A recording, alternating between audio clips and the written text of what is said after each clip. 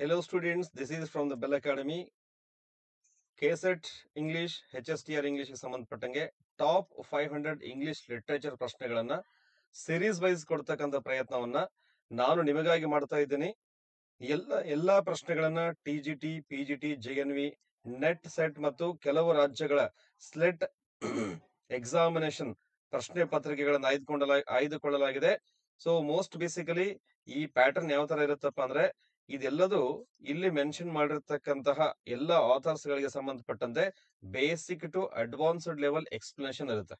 So ನಿಮಗೆ ಈ ತರಗತಿಗಳನ್ನ ಕೇಳೋದ್ರಿಂದ ಬೇಸಿಕ್ ಇಂಗ್ಲಿಷ್ ಲಿಟರೇಚರ್ ಕಂಪ್ಲೀಟ್ ಆಗಿ ಅರ್ಥ ಆಗುತ್ತೆ. ಸೊ ನೆಕ್ಸ್ಟ್ ಬರ್ತಕ್ಕಂಥ ಯಾವುದೇ ತರಹದ ಎಕ್ಸಾಮಿನೇಷನ್ ಗೆ ಸೊ ನಮ್ಮ ಲೆವೆಲ್ ಆಫ್ ಪ್ರಿಪರೇಷನ್ ಹೇಗಿರಬೇಕು 100% ಆಗಿ. ಸೊ ಇದನ್ನ ನಾವು ನಿಮಗೆ ಕಂಪ್ಲೀಟ್ ಆಗಿ ಇನ್ ಡೀಟೇಲ್ ಸೀರೀಸ್ ವೈಸ್ ಕೊಡ್ತಕ್ಕಂತ ಪ್ರಯತ್ನವನ್ನ ಮಾಡ್ತಿದ್ದೀವಿ.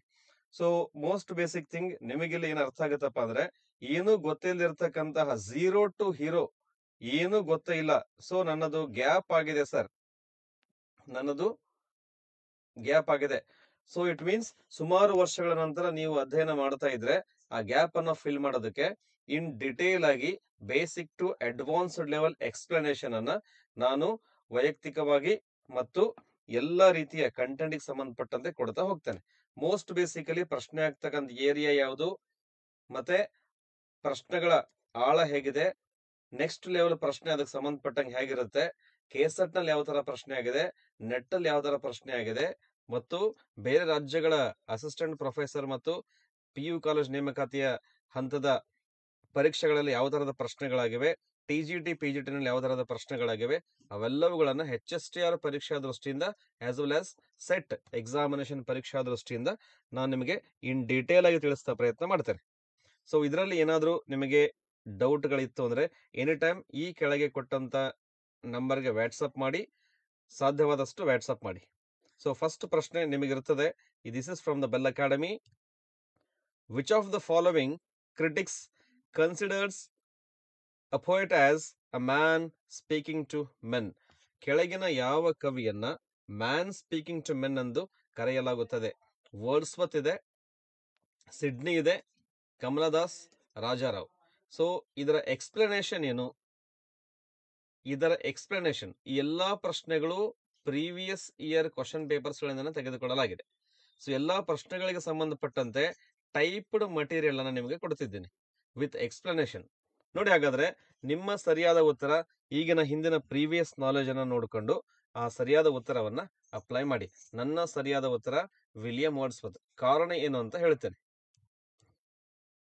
ನೋಡಿ, William Wordsworth he wrote these words in the preface to the second edition of the lyrical ballads. ನೋಡಿ, ಇಲ್ಲಿ ವಿಲಿಯಂ ವರ್ಡ್ಸ್ವರ್ತ್ ಮೇಲೆ ಕೊಟ್ಟಂತಹ ಒಂದು statement, man speaking to men, man speaking to men ಅಂತಕ್ಕಂಥ ಈ ಸ್ಟೇಟ್ಮೆಂಟ್ ಎಲ್ಲಿದೆ ಅಂತಂದ್ರೆ ಪ್ರಿಫೇಸ್ ಅಲ್ಲಿ ಇದೆ. ಯಾವ ಪ್ರಿಫೇಸ್ ಅಪ್ಪ ಅಂದ್ರೆ ಸೆಕೆಂಡ್ ಎಡಿಷನ್. ಯಾವ ಸೆಕೆಂಡ್ ಎಡಿಷನ್ ಅಂದ್ರೆ ಲಿರಿಕಲ್ ಬ್ಯಾಲೆಡ್ಸ್ ನ ಸೆಕೆಂಡ್ ಎಡಿಷನ್ ಅಲ್ಲಿ ಇದೆ. ಪ್ರಶ್ನೆಯನ್ನು ಸರಿಯಾಗಿ ಗಮನಿಸಿ. ಬೇಕಿದ್ರೆ what is a poet, what is a poet ಅಂತಕ್ಕಂಥ ಒಂದು ಪ್ರಶ್ನೆಗೆ ತಾನೇ ಉತ್ತರವನ್ನು ಕೊಡ್ತಾನೆ. ಆ ಉತ್ತರದಲ್ಲಿ ಹೇಳ್ತಾನೆ a man speaking to men. It is true, ಇದು ಸತ್ಯವಾಗಿದೆ. ಕನ್ನಡದಲ್ಲಿ ಹೊಡಿಬೇಕಾದ್ರೆ ಅವನು ಮನುಷ್ಯರೊಂದಿಗೆ ಮಾತನಾಡುವ ವ್ಯಕ್ತಿ. ಕವಿಯಾದವನು ಇನ್ನೊಬ್ಬ ವ್ಯಕ್ತಿಯ ಜೊತೆಗೆ ಮಾತನಾಡುವ ವ್ಯಕ್ತಿ ಅಂತ ಅರ್ಥ. ಹೌದು, ಅವನು ಮನುಷ್ಯನ ನಿಜವಾಗಿಯೂ ಹೆಚ್ಚು ಉತ್ಸಾಹ ಭರಿತ ಸಂವೇದನೆಯನ್ನು ಹೊಂದಿದ್ದಾನೆ. Endued with more lively sensibility, more enthusiasm, ಹೆಚ್ಚು ಉತ್ಸಾಹವನ್ನು ಹೊಂದಿದ್ದಾನೆ ಮತ್ತು ಮೃದುತ್ವದಿಂದ ಕೂಡಿದೆ. ಅವನ ಉತ್ಸಾಹ ಮೃದುತ್ವದಿಂದ ಕೂಡಿದೆ. Next, who has a greater knowledge of human nature and a more comprehensive soul. ನೋಡಿ, ಅವರು ಮಾನವ ಸ್ವಭಾವದ ಬಗ್ಗೆ ಹೆಚ್ಚಿನ ಜ್ಞಾನವನ್ನು ಹೊಂದಿರುತ್ತಾರೆ ಮತ್ತು ಹೆಚ್ಚು ಸಮಗ್ರವಾದ ಆತ್ಮವನ್ನು ಹೊಂದಿರುತ್ತಾರೆ. ಇದು ಮನುಕುಲದಲ್ಲಿ ಸಾಮಾನ್ಯವಾಗಿದೆ. ಒಬ್ಬ ವ್ಯಕ್ತಿಯು ತನ್ನ ಸ್ವಂತ ಭಾವೋದ್ರೇಕಗಳು ಮತ್ತು ಇಚ್ಛೆಗಳು ಮೀನ್ಸ್ ಒಲ್ಯೂಷನ್ಸ್, ನೋಡಿ ಒಲ್ಯೂಷನ್ಸ್ ಅಂತ ಅರ್ಥ, ಇಚ್ಛೆಗಳಿಂದ ಸಂತೋಷ ಪಡುತ್ತಾನೆ ಮತ್ತು ಅವನಲ್ಲಿರುವ ಜೀವನದ ಉತ್ಸಾಹದಲ್ಲಿ ಇತರ ಪುರುಷರಿಗಿಂತ ಹೆಚ್ಚು ಸಂತೋಷ ಪಡುತ್ತಾನೆ. ಬ್ರಹ್ಮಾಂಡದ ಆಗುಹೋಗುಗಳಲ್ಲಿ ವ್ಯಕ್ತವಾದ ರೀತಿಯ ಸ್ವೇಚ್ಛೆಗಳು ಮತ್ತು ಭಾವೋದ್ರೇಕಗಳನ್ನು ಆಲೋಚಿಸಲು ಸಂತೋಷ ಪಡುತ್ತಾರೆ ಮತ್ತು ಅವರು ಅವುಗಳನ್ನು ಕಂಡುಕೊಳ್ಳುವುದರಲ್ಲಿ ಅವುಗಳನ್ನು ರಚಿಸಲು ಅಭ್ಯಾಸವಾಗಿ ಪ್ರಚೋದಿಸುತ್ತಾರೆ. ಸೊ ಇಲ್ಲಿ ಯಥಾವತ್ ನಿಮಗೆ ಟ್ರಾನ್ಸ್ಲೇಷನ್ ಮಾಡತಕ್ಕಂಥ ಸಣ್ಣ ಪ್ರಯತ್ನವನ್ನು ಮಾಡಿದ್ದೀನಿ. ಸೊ ಇಲ್ಲಿ ಏನಪ್ಪಾ ಅಂತಂದ್ರೆ ಮ್ಯಾನಿಫೆಸ್ಟ್ ಮಾಡುತ್ತೆ ಯಾವುದನ್ನ? ಸೊ ಬ್ರಹ್ಮಾಂಡದ ಆಗು ಹೋಗುಗಳಲ್ಲಿ ವ್ಯಕ್ತವಾಗ್ತಕ್ಕಂತಹ ಭಾವೋದ್ರೇಕಗಳು, ಮನಸ್ಸಿನ ಫೀಲಿಂಗ್ಗಳು, ಸಂತೋಷಗಳು, ಮನುಷ್ಯನ ಅಂತರಂಗದಲ್ಲಿ ಮತ್ತು ಮನಸ್ಸಲ್ಲಿ ಹುಟ್ಟಿಕೊಳ್ಳತಕ್ಕಂತಹ ಎಲ್ಲ ರೀತಿಯ ಭಾವನೆಗಳು, ಅವುಗಳನ್ನ ರಚನೆ ಮಾಡೋದಕ್ಕೆ ಕಾರಣವಾಗುತ್ತೆ. ಇದನ್ನ ತನ್ನ preface to the second edition of the Lyrical Ballads ಅಲ್ಲಿ ಹೇಳ್ತಾನೆ. ಸೊ ಪಾಯಿಂಟ್, ಇದು ಲಿರಿಕಲ್ ಬ್ಯಾಲಡ್ಸ್ ನ ಎಲ್ಲಿ ಬರ್ತದಪ್ಪ ಅಂದ್ರೆ ಇದು ಪ್ರಿಫೇಸ್ ಅಲ್ಲಿ ಬರುತ್ತೆ. ಇದನ್ನ ನಾನು ಕಂಟೆಂಟ್ ಅಲ್ಲಿ ಇನ್ ಡೀಟೇಲ್ ಆಗಿ ಡಿಸ್ಕಸ್ ಮಾಡಿದ್ದೀನಿ. It is often considered a manifesto of the romantic movement in English literature. ಇದು ರೊಮ್ಯಾಂಟಿಕ್ ಮೂವ್ಮೆಂಟ್ ಸ್ಟಾರ್ಟ್ ಆಗೋದಕ್ಕೆ ಕಾರಣವಾದಂತಹ ಒಂದು ಅದ್ಭುತವಾದ manifesto. So which work can be considered as the main manifesto of the romantic movement in English literature ಅಪ್ಪ ಅಂದ್ರೆ preface to the lyrical ballad. ಅದು ವಿಶೇಷವಾಗಿ preface. So this is the answer. ಎರಡನೇ ಪ್ರಶ್ನೆ, ಹೂ ಕಾಲ್ಡ್ ಶೇಕ್ಸ್ಪಿಯರ್ ಆನ್ ಅಪ್ಸ್ಟಾರ್ಟ್ ಕ್ರೋ? ಈಗ ತಾನೇ ಒದರುತ್ತಿರುವ ಕಾಗೆ ಎಂದು, ಈಗ ತಾನೇ ಉದಯಿಸಿದ ಕಾಗೆ ಎಂದು ಯಾರನ್ನು ಕರೆಯುತ್ತಾರೆ? ಬಹಳ ಖಾರವಾಗಿ ಬೈತಾರೆ. Robert Laffan, A Raja Rao, Robert Greene, Arundhati Roy. ಇದರಲ್ಲಿ most probably answer must be C. So ಕಾರಣ ಏನಂತ ನಾವು ನೆಕ್ಸ್ಟ್ ಕೊಡ್ತಕ್ಕಂಥ ಕಂಟೆಂಟ್ ಅಲ್ಲಿ ಹೇಳಿದ್ದೀನಿ. ನೋಡಿ, ಇಲ್ಲಿ ತುಂಬಾ ಒಂದು ರೀತಿಯ ಕೆಟ್ಟ ಮನೋಭಾವನೆಯನ್ನ ಇಟ್ಟುಕೊಂಡು ಒಬ್ಬ ಸಾಹಿತಿ ಇನ್ನೊಬ್ಬ ಸಾಹಿತಿಯನ್ನ ಕ್ರಿಟಿಕ್ ಮಾಡ್ತಾರೆ. ಅವರ ವೈಯಕ್ತಿಕ ದೃಷ್ಟಿಕೋನಗಳೇ ಬೇರೆ ಆಗಿರುತ್ತೆ. ಸಾಹಿತ್ಯದ ದೃಷ್ಟಿನಲ್ಲಿ ವೈಯಕ್ತಿಕ ಜೀವನದ ದೃಷ್ಟಿಕೋನಗಳೇ ಬೇರೆ ಆಗಿರುತ್ತೆ. ಇಲ್ಲಿ ಶೇಕ್ಸ್ಪಿಯರ್ ಅನ್ನ ಒಬ್ಬ ಸಾಹಿತಿಯಾಗಿ ನೋಡಿದಾಗ ರಾಬರ್ಟ್ ಗ್ರೀನ್ ತುಂಬಾ ಅತ್ಯಂತ ಕೆಟ್ಟ ಮತ್ತು ಖಾರವಾಗಿ ಬೈತಾರೆ. ಯಾವ ತರ ಬೈತಾರೆ, ಕಾರಣ ಅನ್ನೋದನ್ನ ಈಗ ನೋಡಿ. Green is renowned for his touch with William Shakespeare. William Shakespeare ಅನ್ನ ಬಹಳ ಹತ್ತಿರದಿಂದ ಟಚ್ ಮಾಡಿದಂತ ವ್ಯಕ್ತಿ ಯಾರಪ್ಪ ಅಂದ್ರೆ ರಾಬರ್ಟ್ ಗ್ರೀನ್. ಸೊ ಟಚ್ ಮಾಡಿದ, ಸ್ಪರ್ಶ ಮಾಡಿದಂತಲ್ಲ ಇಲ್ಲಿ. ಸೊ ಅಷ್ಟೊಂದು ಆಪ್ಯಾಯಮಾನವಾಗಿ ವಿಲಿಯಂ ಶೇಕ್ಸ್ಪಿಯರ್ ಬಗ್ಗೆ ಬರೆದಂತ ವ್ಯಕ್ತಿ, ಕ್ರಿಟಿಕ್ ಮಾಡಿರ್ತಕ್ಕಂಥ ವ್ಯಕ್ತಿ, ಅವನನ್ನ ತಲುಪಿದ ವ್ಯಕ್ತಿ Robert Greene. He attacked on Shakespeare. ಏನ್ ಕರೀತಾರೆ ಗೊತ್ತಾ ಶೇಕ್ಸ್ಪಿಯರ್ ಅನ್ನ? He attacked on Shakespeare in Groats worth of wit as an upstart crow beautiful with our feathers. Beautified with our feathers. So ಹೇಗ್ ಬೇಕಾದ್ರೆ ಕರ್ಕೊಳ್ಳಿ. ನೋಡಿ, ನಿಮಗೊಂದು ಸೆಂಟೆನ್ಸ್ ಕೊಡ್ತಾರೆ, ಮುಂದುವರೆದ ಭಾಗ ಆನ್ ಅಪ್ಸ್ಟಾರ್ಟ್ ಕ್ರೌ, ಇದ್ರ ಮುಂದುವರೆದ ಭಾಗ ಬ್ಯೂಟಿಫೈಡ್ ವಿತ್ ಅವರ್ ಫೀದರ್ಸ್. ಸೊ ಇಲ್ಲಿ ಇಂಗ್ಲಿಷ್ ಅಲ್ಲಿ ಕೊಟ್ಟಿದ್ದೀನಿ. ಸೇಮ್ ಯಾವ ತರಹ ರಾಬರ್ಟ್ ಗ್ರೀನ್ ವಿಲಿಯಂ ಶೇಕ್ಸ್ಪಿಯರ್ ನನ್ನ ಕ್ರಿಟಿಸೈಸ್ ಮಾಡ್ತಾರೆ, ಆ ಕ್ರಿಟಿಕ್ಗೆ ಯಾವ ತರ ಒಳಗಾಗ್ತಾರೆ ಅನ್ನೋದನ್ನ ಇಲ್ಲಿ ಕೊಟ್ಟಿದ್ದೀನಿ. ಅದರ ಕನ್ನಡ ಅವತರಣಿಕೆ: ನಮ್ಮ ಗರಿಗಳಿಂದ ಅಲಂಕರಿಸಲ್ಪಟ್ಟ ಒಂದು ಉತ್ಕೃಷ್ಟವಾದ ಕಾಗೆ ಇದೆ. ನಮ್ಮ ಗರಿಗಳಂದ್ರೆ ನಾವೇ ಹೊಗಳಿ ಬೆಳೆಸಿರ್ತಕ್ಕಂತಹ ವ್ಯಕ್ತಿ. ಅವನ್ ಯಾರು ಅಂದ್ರೆ ವಿಲಿಯಂ ಶೇಕ್ಸ್ಪಿಯರ್. ನಾವವನನ್ನ ಕಾಗೆ ರೀತಿ ಕಾಣ್ತೇವೆ. ಬಿಕಾಸ್ ನಾವೇ ಅವನಿಗೆ ಆ ಒಂದು ಪದವಿಯನ್ನು ಕೊಟ್ಟಿದ್ದೇವೆ. ಉತ್ಕೃಷ್ಟವಾದ ಕಾಗೆ ಇದೆ ಅಂದ್ರೆ ನಾವು ವಿಲಿಯಂ ಶೇಕ್ಸ್ಪಿಯರ್ ಅನ್ನ ಆ ಮಟ್ಟದ ಉನ್ನತ ಸ್ಥಾನದಲ್ಲಿ ಇಟ್ಟಿದ್ದೇವೆ. So this is the thing we consider. Basically ನಾವು ಇಂಗ್ಲಿಷ್ ಸಾಹಿತ್ಯದ ವಿದ್ಯಾರ್ಥಿಗಳು, we considered him in highest rank. There is no ಯಾವುದೇ ಅಬ್ಜೆಕ್ಷನ್ ಇಲ್ಲ, ಆಧಾರ ಸಹಿತವಾಗಿ William Shakespeare is the top content for the literature lovers. But ಇಲ್ಲಿ ನಾವು ಅವನನ್ನ ಆ ಮಟ್ಟದ ಒಂದು ಉನ್ನತ ಸ್ಥಾನದಲ್ಲಿ ಕೂಡಿಸಿದೀವಿ, ಅವನ ಕಾಗೆ ತರಹ ಇದ್ದಾನೆ ಅಂತ ಹೇಳ್ತಾರೆ. There is an upstart crow beautified with our feathers that with his tiger's heart. ನೋಡಿ, ಅವನ ಮನಸ್ಸು ಹೇಗಿದೆಪ್ಪ ಅಂದ್ರೆ ಬಹಳಷ್ಟು ಕ್ರೂರವಾಗಿದೆ. ಟೈಗರ್ಸ್ ಹಾರ್ಟ್ ಅಂತ ಹೇಳ್ತಾರೆ. Wrapped in a players hide. Wrapped in a players hide ಅಂದ್ರೆ ಒಬ್ಬ ಆಟಗಾರ, ಒಬ್ಬ ಆಟ ಆಡ್ತಕ್ಕಂಥ ವ್ಯಕ್ತಿ ಮರೆಯಲ್ಲಿ ಸುತ್ತಿ ನಿಂತಂತೆ. ಹೈಡ್ ಅಂಡ್ ಸೀಕ್ ಆಡ್ಬೇಕಾದ್ರೆ ಒಬ್ಬ ಆಟಗಾರ ಮರೆಯಲ್ಲಿ ಅಡಗಿ ಕುಳಿತಿರ್ತಾನೆ. ಸೊ ಆ ತರಹ ತನ್ನ ಹೃದಯವನ್ನ ಅವಿತಿಟ್ಟುಕೊಂಡಿದ್ದಾನೆ. ಹಿ ಹೈಡ್ಸ್. ಎಂಥ ಹೃದಯ ಇದೆಯಪ್ಪ ಅಂದ್ರೆ ನನಗೆ ಹುಲಿಯ ಹೃದಯ ಇದೆ, ಕಠೋರವಾದ ಮನಸ್ಸಿದೆ ಅಂತ ಹೇಳ್ತಾರೆ. ಅವನು ನಿಮ್ಮಲ್ಲಿ ಅತ್ಯುತ್ತಮವಾದ ಒಂದು ಖಾಲಿ ಪಂದ್ಯವನ್ನು ಸ್ಫೋಟಿಸಲು ಸಮರ್ಥನಾಗಿದ್ದಾನೆ. ನೋಡಿ, ಏನು ಇಲ್ಲದೆ ಇದ್ರೂ ಕೂಡ William Shakespeare is able to bomb blast out a blank verse. ಖಾಲಿ ಪದ್ಯ, ಏನು ಇಲ್ಲದೆ ಇದ್ರೂ ಕೂಡ ಒಂದು ಒಳ್ಳೆ ಪದ್ಯ ಬರೆದು ಬಿಡ್ತಾನೆ. ಏನು ಇಲ್ಲದೆ ಇದ್ರೂ ಕೂಡ ಒಂದು ಒಳ್ಳೆ ಸಾಹಿತ್ಯವನ್ನು ರಚನೆ ಮಾಡ್ತಾನೆ. ಅಷ್ಟು ಹೀರೋಯಿಕ್ ಕ್ಯಾರೆಕ್ಟರ್ ವಿಲಿಯಂ ಶೇಕ್ಸ್ಪಿಯರ್ದು. ಅವನು ಸಮರ್ಥನಾಗಿದ್ದಾನೆ ಕೂಡ ಅಂತ ಹೇಳ್ತಾರೆ. ಮತ್ತು ಸಂಪೂರ್ಣ ಜೋಹಾನ್ಸ್ ಫ್ಯಾಕ್ಟೋಟಮ್ ಇಲ್ಲಿ ನೋಡಿ, and being an absolute Johannes factotum is in his own conceit the only shake sense in a country. Johannes factotum ಆಗಿದ್ದಾನೆ. ಜೋಹಾನ್ಸ್ ಫ್ಯಾಕ್ಟೋಟಮ್ ಅಂತಂದ್ರೆ ಅವನಲ್ಲಿ ಸ್ವಂತ ಅಹಂಕಾರವಿದೆ. ಸ್ವಂತ ಅಹಂಕಾರವನ್ನು ಹೊಂದಿದ ಏಕೈಕ ವ್ಯಕ್ತಿ ಅವನು ಶೇಕ್ ದೃಶ್ಯವಾಗಿದೆ. ಸೊ ಇಟ್ ಮೀನ್ಸ್ ವಿಲಿಯಂ ಶೇಕ್ಸ್ಪಿಯರ್ನನ್ನ ಸ್ವಂತ ಅಹಂಕಾರ ಹೊಂದಿದ ಒಂದು ಪ್ರತಿಮೂರ್ತಿ ಅಂತ ಇಲ್ಲಿ ಕಾಣುತ್ತಾನೆ.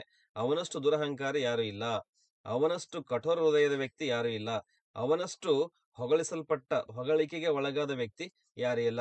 First point, in his opinion, Robert green ಏನ್ ಹೇಳ್ತಾರಪ್ಪ ಅಂದ್ರೆ 3 ರೀತಿಯ ಇಂಡಿವಿಜುವಲ್ ಒಪಿನಿಯನ್ ಕೊಡ್ತಾರೆ. ಮೊದಲನೇದು, ನಾವು ತುಂಬಾ ಹೊಗಳಿ ಅಟ್ಟಕ್ಕೇರಿಸ್ಬಿಟ್ಟಿದೀವಿ, ಕಾಗೆ ತರ ಮೇಲಿದ್ದಾನೆ.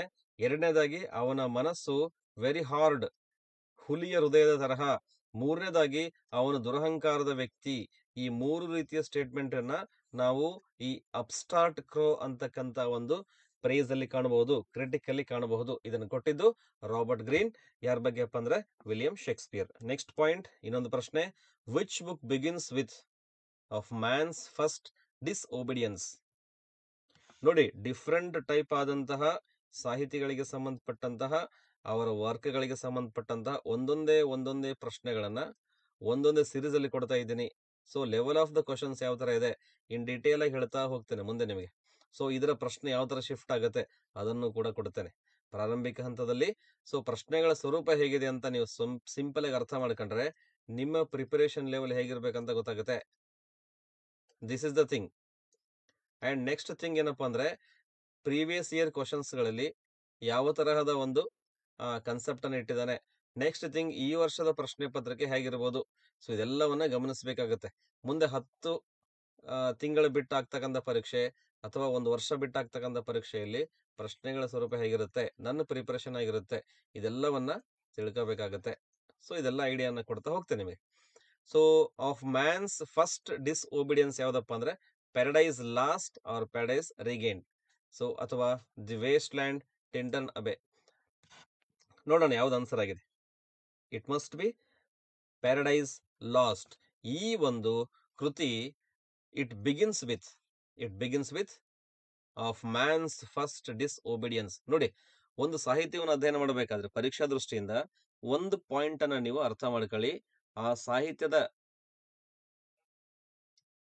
ಆ ಮೇರು ಸಾಹಿತ್ಯದ ಮೊದಲನೆಯ ಪುಟದಲ್ಲಿ ಇರ್ತಕ್ಕಂಥ ಫಸ್ಟ್ ಸ್ಟೇಟ್ಮೆಂಟ್, ಮೊದಲ ಅಧ್ಯಾಯದ ಮೊದಲ ಸ್ಟೇಟ್ಮೆಂಟ್ ಯಾವುದು, ಕೊನೆಯ ಅಧ್ಯಾಯದ ಕೊನೆಯ ಸ್ಟೇಟ್ಮೆಂಟ್ ಯಾವುದು.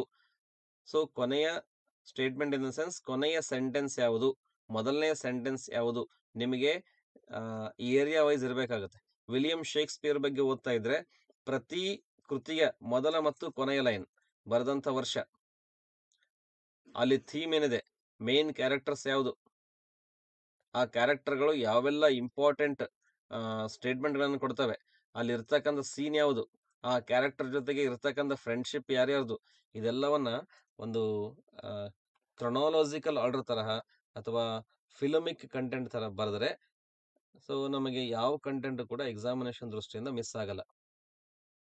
ಸೊ ಇಲ್ಲಿ the book Paradise Lost is an important epic in blank verse. ಇದೊಂದು ಮಹತ್ವದ ಎಪಿಕ್, ಮಹಾಕಾವ್ಯವಾಗಿದೆ. ಬ್ಲಾಂಕ್ ವರ್ಸ್ ಅಲ್ಲಿ ಬರೆಯಲ್ಪಟ್ಟಿದೆ. 17ನೇ ಶತಮಾನದಲ್ಲಿ ಇಂಗ್ಲಿಷ್ ಪೋಯೆಟ್ ಯಾರಪ್ಪ ಅಂದ್ರೆ ಜಾನ್ ಮಿಲ್ಟನ್. ಇದಕ್ಕೊಂದು ಒಳ್ಳೆ ಕಥೆ ಇದೆ. ಪ್ಯಾರಡೈಸ್ ಲಾಸ್ಟ್ ಮತ್ತು ಪ್ಯಾರಡೈಸ್ ರೀಗೇನ್ ನಿಮ್ಗೆ ಆಲ್ರೆಡಿ ಗೊತ್ತಿದೆ ಈ ಕಥೆ ಏನಂತ ಹೇಳಿ. ಅದನ್ನು ಸುಮಾರು ಸಲ ರಿಪೀಟ್ ಕೂಡ ಮಾಡಿದ್ದೇನೆ ಕ್ಲಾಸಲ್ಲಿ. The first version published in 1607 consist of 10 books.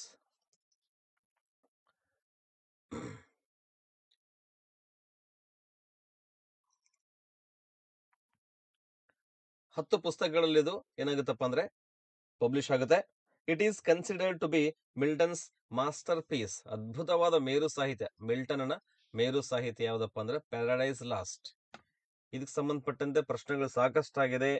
ಇದು ಯಾವಾಗ, ಎಲ್ಲಿ, ಸೀನ್ ಯಾವುದು, ಇಲ್ಲಿ ಬರ್ತಕ್ಕಂಥ ಮೇಜರ್ ಕ್ಯಾರೆಕ್ಟರ್ಗಳು ಯಾವುದು, ಇಲ್ಲಿ ಬರ್ತಕ್ಕಂಥ ಸಂದೇಶಗಳಿಗೆ ಸಂಬಂಧಪಟ್ಟಂತ ಪ್ರಶ್ನೆ ಆಗಿದೆ. First line, last line, total number of characters, ಯಾವ್ದು ಕ್ಯಾರೆಕ್ಟರ್ ಇಲ್ಲಿ ಮಹತ್ವ ಇದೆ, ಸೊ ಎಷ್ಟು ಅಧ್ಯಾಯಗಳಿವೆ, ಮೊದಲನೇ ಪುಸ್ತಕದಲ್ಲಿ ಏನ್ ಬರುತ್ತೆ, ಎರಡನೇ ಪುಸ್ತಕದಲ್ಲಿ ಏನ್ ಬರುತ್ತೆ, ಇದೆಲ್ಲವನ್ನ ಹೇಳಿದ್ದಾರೆ.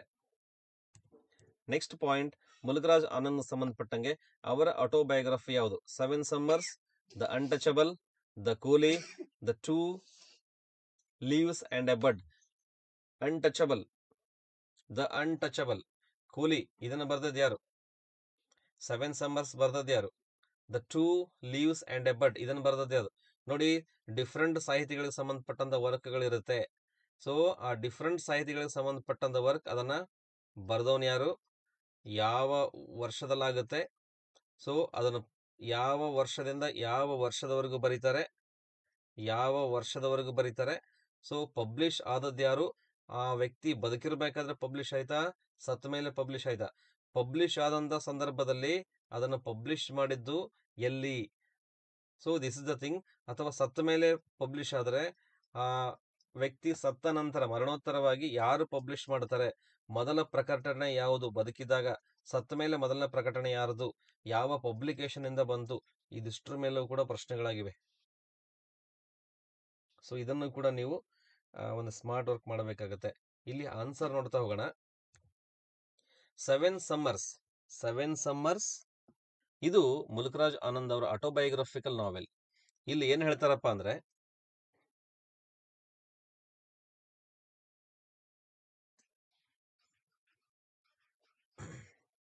ಇಲ್ಲಿ S, in 1950 Mulkraj Anand projected to write a 7-part autobiography titled 7 Ages of Man, of which he was only able to complete 4 parts beginning in 1951 with 7 summers, Morning Face, Confession of a Lover and Bubble. ಇದನ್ನ ಮುಲ್ಕರಾಜ್ ಆನಂದ್ ಅವರು London ವಿಶ್ವವಿದ್ಯಾನಿಲಯದಲ್ಲಿ ಇದ್ದಾಗ, it means ಅಲ್ಲಿ ವಿದ್ಯಾರ್ಥಿಯಾಗಿದ್ದಾಗ ರಚನೆ ಮಾಡಿರ್ತಕ್ಕಂತಹ 7 summers ಇದು 1951ರವರೆಗೆ ಪ್ರಕಟವಾಗಲಿಲ್ಲ. 7 summers ಬರಹಗಾರನ ಜೀವನದ ಮೊದಲ 7 ವರ್ಷಗಳ ಘಟನೆಗಳು ಮತ್ತು ಭಾವನೆಗಳನ್ನ ಮರುಸೃಷ್ಟಿಸುತ್ತದೆ. ನೋಡಿ, ಆಟೋಬಯೋಗ್ರಫಿಕಲ್ ನಾವೆಲ್ ಅಂತ ಹೇಳಿದರೆ ಮೊದಲ 7 ವರ್ಷಗಳ ಜೀವನದ ಘಟನೆಗಳನ್ನ, ಭಾವನೆಗಳನ್ನ ಈ 7 ಸಮ್ಮರ್ಸ್ ಮರುಹುಟ್ಟುಗೊಳಿಸುತ್ತದೆ, ಮರು ಪ್ರಕಟಗೊಳಿಸುತ್ತದೆ, ಮರು ಸೃಷ್ಟಿಗೊಳಿಸುತ್ತದೆ. Reincarnation of the earlier life events or earlier life feelings, ಭಾವನೆಗಳು ಮತ್ತು ಘಟನೆಗಳನ್ನ ಈ ಒಂದು ಕೃತಿಯಲ್ಲಿ ಪುನರ್ ಸೃಷ್ಟಿ ಮಾಡಲಾಗಿದೆ.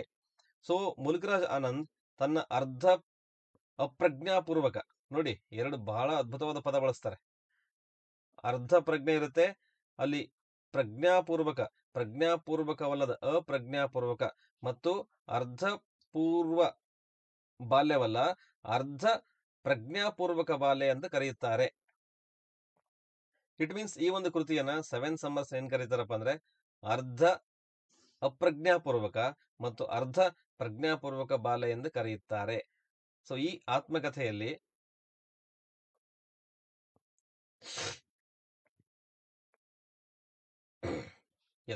ಈ ಒಂದು ಆತ್ಮಕಥೆಯ ಕಾಲ್ಪನಿಕ ಕಥೆಯ 7 ಸಂಪುಟಗಳಲ್ಲಿ ಮೊದಲನೆಯದು ಆನಂದ್ ಪರಿಕಲ್ಪನೆ ಮಾಡಿದ, ಆದರೆ ಎಂದಿಗೂ ಪೂರ್ಣಗೊಳಿಸಲಿಲ್ಲ. ನೋಡಿ, 7 ಪಾರ್ಟ್ಸ್ ಅಂತ ಇದೆ ಆಟೋಬಯೋಗ್ರಫಿಕಲ್ ನಾವೆಲ್ ಅಲ್ಲಿ. ಇಲ್ಲಿ ಈ ಮುಲ್ಕರಾಜ್ ಆನಂದ್ ಏನ್ ಮಾಡ್ತಾರಪ್ಪ ಅಂದ್ರೆ ಮೊದಲನೆಯದು ಆನಂದ್ ಪರಿಕಲ್ಪನೆ ಮಾಡಿದ. ಸೊ ಇಟ್ ಮೀನ್ಸ್ 7ರಲ್ಲಿ ಮೊದಲನೆಯ ಒಂದು ಕಂಟೆಂಟ್ ಮೊದಲನೇ ಒಂದು ಏನು ಪಾರ್ಟ್ ಆನಂದ್ ಪರಿಕಲ್ಪನೆಯನ್ನ ಮಾಡಿದ್ದಾರೆ, ಬಟ್ ಎಂದೂ ಕೂಡ ಅದನ್ನ ಪೂರ್ತಿಗೊಳಿಸಿಲ್ಲ. ಈಗ ಮೇನ್ ಉತ್ತರಕ್ಕೆ ಸಂಬಂಧಪಟ್ಟಂತೆ ಒಂದು ಕಂಟೆಂಟಿಗೆ ಬರ್ತೀನಿ. ಇದನ್ನ ಮುಖ್ಯವಾಗಿ 7 ಪಾರ್ಟ್ಗಳಲ್ಲಿ ಬರೀಬೇಕಂತ ಅವರು ಸ್ಟಾರ್ಟ್ ಮಾಡ್ತಾರೆ. ಅವರು ಕೊಟ್ಟಂತ ಮೊದಲನೇ title 7 ages of man. So ಆದ್ರೆ ಈ 7ರಲ್ಲಿ ಅವರು ಮುಗಿಸಿದ್ದು ಕೇವಲ 4 ಪಾರ್ಟ್ಸ್. ಸೊ 1951ರಲ್ಲಿ ಅದನ್ನ ಸ್ಟಾರ್ಟ್ ಮಾಡ್ತಾರೆ. ಸೊ 1951ರಲ್ಲಿ ಸ್ಟಾರ್ಟ್ ಮಾಡ್ತಾರೆ. ಈ 4 ಪಾರ್ಟ್ಗಳು ಯಾವ್ದಪ್ಪ ಅಂದ್ರೆ ಕೆಳಗೆ ಕೊಟ್ಟಿದ್ದೀವಿ: 7 summers, morning face, confession of a lover, bubble. So 4 ಪಾರ್ಟ್ಗಳಿರುತ್ತೆ. ಬರಿಬೇಕಾದದ್ದು 7 ಪಾರ್ಟ್, ಬಟ್ ಅದನ್ನ ಎಂದೂ ಪೂರ್ತಿಗೊಳಿಸ್ಲಿಲ್ಲ. ಮೊದಲನೇದು ಮಾತ್ರ ಪೂರ್ತಿ ಆಗುತ್ತೆ. ಮೊದಲನೇದು ಮಾತ್ರ ಪರಿಕಲ್ಪನೆಯನ್ನ ಪೂರ್ತಿ ಮಾಡ್ತಾರೆ, ಉಳಿದಂತದ್ದು ಪೂರ್ತಿ ಆಗಲ್ಲ. ಸೊ ಹೀಗಾಗಿ ಇದೊಂದು ಆಟೋಬಯೋಗ್ರಫಿಕಲ್ ನಾವೆಲ್ ಆಗಿದೆ. ಇದಕ್ಕೆ ಸಂಬಂಧಪಟ್ಟಂಗೆ ಡಿಟೇಲ್ ಪ್ರಶ್ನೆಗಳು ಬರುತ್ತೆ, ಅದನ್ನ ಹೇಳ್ತೀನಿ ನಿಮಗೆ. ಸೊ ಮುಂದುವರೆದು portrait of a lady, very very important ಪ್ರಶ್ನೆ. ಇನ್ನಿಲ್ಲದ ರೀತಿಯಲ್ಲಿ ಕನ್ಫ್ಯೂಷನ್ ಕ್ರಿಯೇಟ್ ಆಗುತ್ತೆ ಈ ಪ್ರಶ್ನೆಗೆ ಸಂಬಂಧಪಟ್ಟಂಗೆ. ಸೊ ಯಾವುದೇ ರೀತಿಯ ಕನ್ಫ್ಯೂಷನ್ಗೆ ನೀವು ಒಳಗಾಗ್ತಕ್ಕದಲ್ಲ. ಇದನ್ನ ಬರೆದದ್ದು PB ಶೆಲ್ಲಿ. ಡ್ರಾಮೆಟಿಕ್ ಮೊನೋಲಾಗ್, ಪ್ರಶ್ನೆಯಲ್ಲಿಯೇ ನಿಮ್ಮನ್ನ ಡಿಸ್ಟ್ರಾಕ್ಟ್ ಮಾಡ್ತಾರೆ. PB ಶೆಲ್ಲಿ, ಟೆನಿಸನ್, TS ಇಲಿಯಟ್ ಯಾರು ಅಲ್ಲ. ಸೊ ಹಾಗಾದ್ರೆ ಈ ಮೂರಲ್ಲಿ ಯಾರು ಒಬ್ಬರೇ ಇರಲೇಬೇಕಲ್ಲ. ನೋಡಿ, ಒಂದು ನಿಮಗೆ ಸ್ಮಾರ್ಟ್ ಎಕ್ಸ್ಪ್ಲನೇಷನ್ ಕೊಟ್ಟಿದ್ದೀನಿ. ಇದು ಉತ್ತರ ಏನಪ್ಪಾ ಅಂದ್ರೆ TS ಇಲಿಯಟ್ ಅಂತ ಹೇಳ್ತೀವಿ. TS Eliot. TS Eliot is the right answer. Portrait of a lady ಬರೆದದ್ದು TS ಇಲಿಯಟ್. ನೋಡಿ, ಇದು ಮುಖ್ಯವಾಗಿ ಪೋಯಂ, ಮೊನೋಲಾಗ್, ಪೋಯಮಿಗೆ ಸಂಬಂಧಪಟ್ಟಂತ ಪದ ಡ್ರಾಮೆಟಿಕ್ ಮೊನೋಲಾಗ್. TS ಇಲಿಯಟ್ ಅವರ ಒಂದು ಪೋಯಂ ಇದು. Is one of the 2 main Boston poems. ಆ ಬೋಸ್ಟನ್ ಏರಿಯಾದಲ್ಲಿ ಬೋಸ್ಟನ್ ವ್ಯಕ್ತಿಗಳಿಗೆ ಸಂಬಂಧಪಟ್ಟಂತೆ ಈ ಎರಡು ಕವಿತೆಗಳಲ್ಲಿ ಪೋರ್ಟ್ರೇಟ್ ಆಫ್ ಲೇಡಿ ಒಂದಾಗಿದೆ. ಇದನ್ನು ಬರೆದಿದ್ದು TS Eliot. The other being, ಇನ್ನೊಂದು ಯಾವ್ದಪ್ಪ ಅಂದ್ರೆ ಬೋಸ್ಟನ್ ಪೋಯಮ್ಗಳಲ್ಲಿ ಇನ್ನೊಂದು ಯಾವ್ದಪ್ಪ ಅಂದ್ರೆ the Love Song by Alfred Prufrock.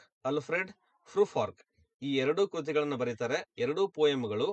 So Boston ಪೋಯಮ್ಗಳೆಂದು ಕರೆಯುತ್ತಾರೆ.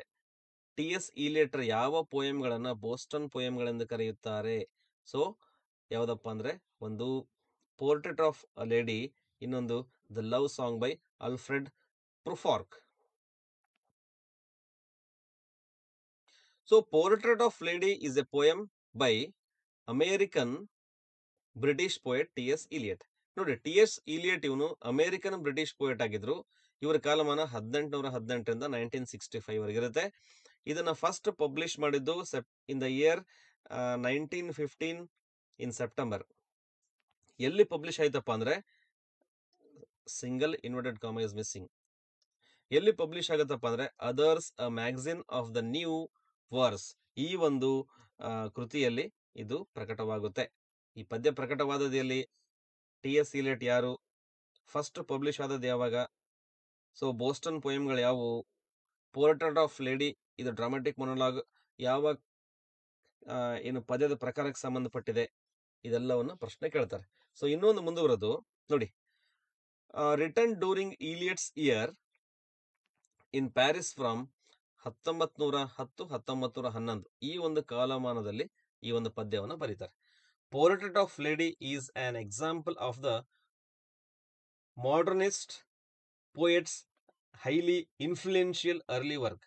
ಇದನ್ನ ಮಾಡರ್ನಿಸ್ಟ್, ಇಟ್ ಮೀನ್ಸ್ ಮಾಡರ್ನಿಸ್ಟ್ ಕವಿಯ ಅತ್ಯಂತ ಪ್ರಭಾವಶಾಲಿ ಕೃತಿಗಳಲ್ಲಿ ಈ ಪದ್ಯವೇ ಮೊದಲನೇದಾಗಿ ಕನ್ಸಿಡರ್ ಆಗುತ್ತೆ.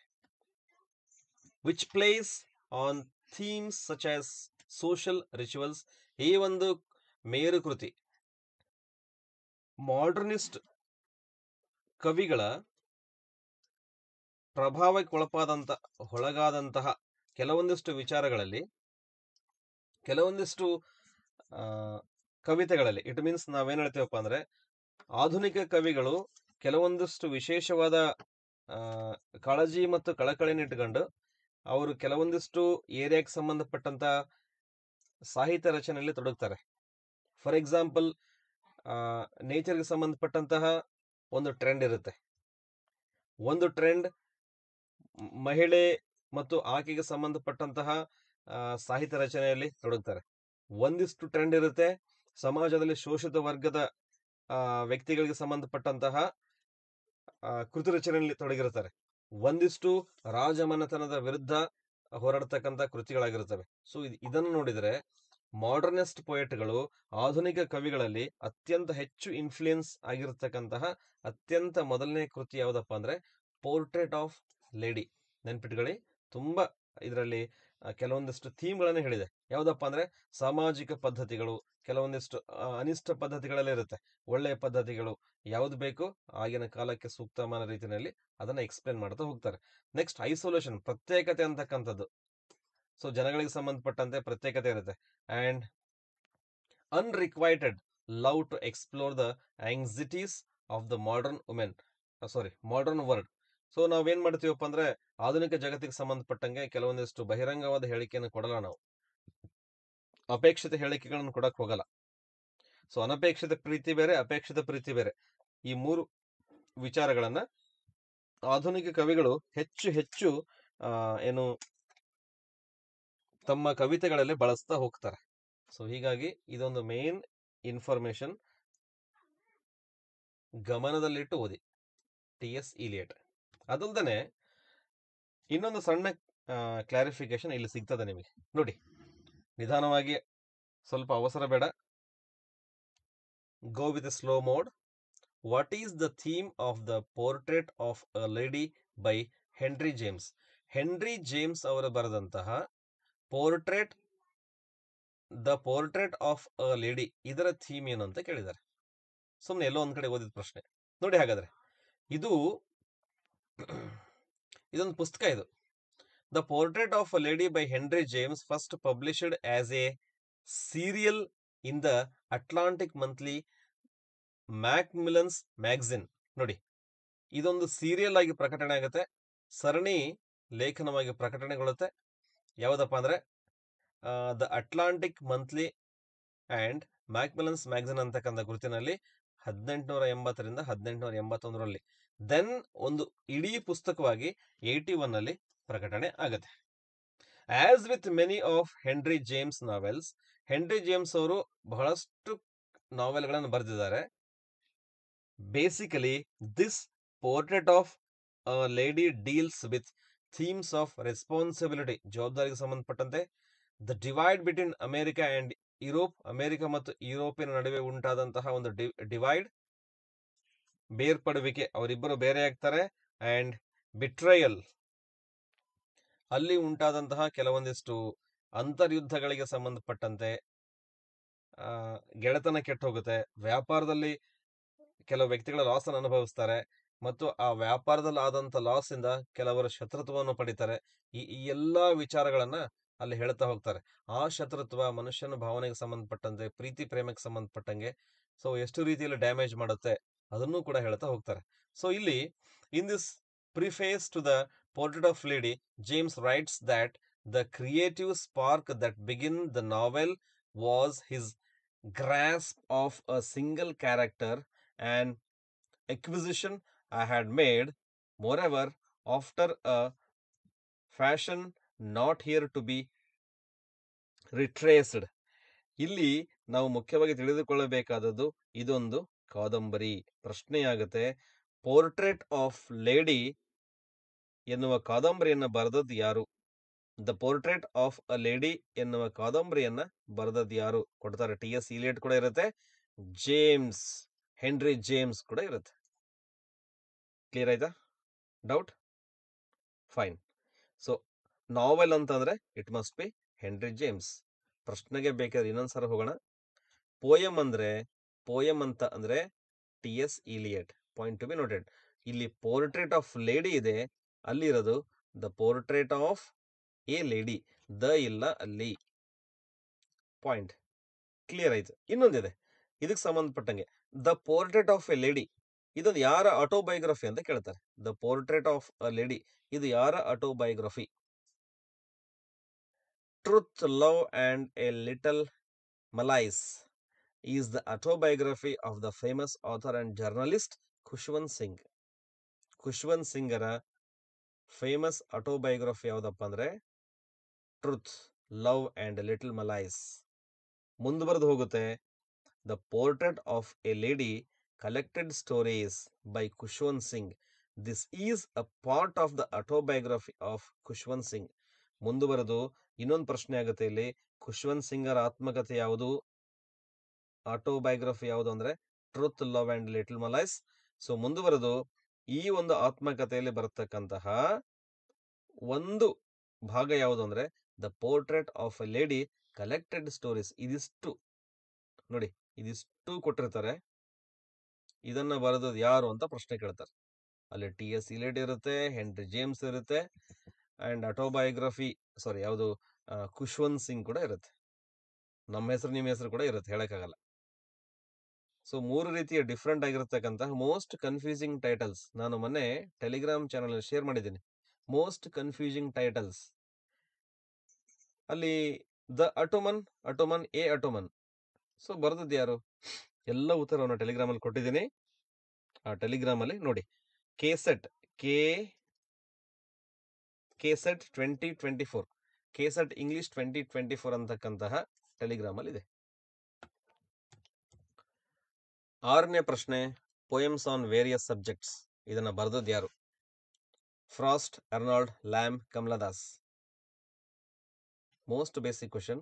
ಬರೆದದ್ದು ಯಾರು, ಎಷ್ಟನೇ ಇಸ್ವಿನಲ್ಲಿ, ಪಬ್ಲಿಷ್ ಆದದ್ದು ಯಾವಾಗ, ಅದು ಕವನ ಸಂಕಲನವೋ ಇಂಡಿಪೆಂಡೆಂಟ್ ಕೃತಿಯೋ, ಅದನ್ನು ಪಬ್ಲಿಷ್ ಮಾಡಿದ್ದು ಯಾರು, ಸತ್ತಾಗ ಪಬ್ಲಿಷ್ ಆಯ್ತು, ಸತ್ತ ಮೇಲೆ ಪಬ್ಲಿಷ್ ಆಯ್ತು, ಪಬ್ಲಿಷ್ ಆದಂಥ ಸ್ಥಳ ಯಾವುದು, ಎಷ್ಟು ವ್ಯಾಲ್ಯೂಮ್ಗಳಲ್ಲಿದೆ, ರೀಪಬ್ಲಿಷ್ ಆದಾಗ ಸೇರ್ಪಡೆಯಾದಂಥ ಕೃತಿಗಳು ಯಾವುದು, ರೀಪಬ್ಲಿಷ್ ಆದಾಗ ಸೇರ್ಪಡೆಯಾದ ಮತ್ತು ಬಿಡಲ್ಪಟ್ಟ ಕಂಟೆಂಟ್ ಯಾವುದು, ಇದಿಷ್ಟು ಗೊತ್ತಿರಬೇಕಾಗುತ್ತೆ.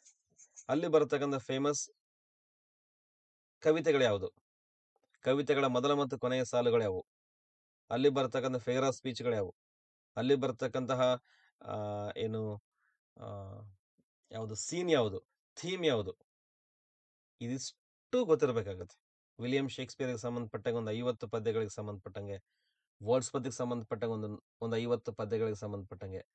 ಸೊ ಇವುಗಳನ್ನು ಎಲ್ಲೂ ನೀವು ನೋಡೋದು ಬೇಕಿಲ್ಲ. CBSE ನಲ್ಲಿದೆ, ICSE ನಲ್ಲಿದೆ, ಸ್ಟೇಟ್ ಸಿಲೆಬಸ್ ಅಲ್ಲಿದೆ. ಸೊ ಇದನ್ನು ಬಿಟ್ಟು ನಿಮಗೆ ಒಂದು 20 ವರ್ಷದ ಟೆಕ್ಸ್ಟ್ ಅನ್ನ ಕಲೆಕ್ಟ್ ಮಾಡೋಕ್ಕಾಗತ್ತಾ ಹೇಗೆ? ಸೊ ಲ್ಯಾಂಗ್ವೇಜ್ 1, ಲ್ಯಾಂಗ್ವೇಜ್ 2, ಲ್ಯಾಂಗ್ವೇಜ್ 3 ಇಂಗ್ಲಿಷಲ್ಲಿ ನೀವು 20 ವರ್ಷದ ಹಿಂದಿನ ಟೆಕ್ಸ್ಟ್ ಬುಕ್ ಅನ್ನು ಕಲೆಕ್ಟ್ ಮಾಡೋಕ್ಕಾದ್ರೆ, ಸೊ 1990 ಇಂದ 2024 ವರೆಗೂ ಒಂದು 25 ವರ್ಷಗಳ ಟೆಕ್ಸ್ಟ್ ಬುಕ್ಗಳನ್ನು ನೀವು ಕಲೆಕ್ಟ್ ಮಾಡಿದ್ರೆ, so it becomes more easier.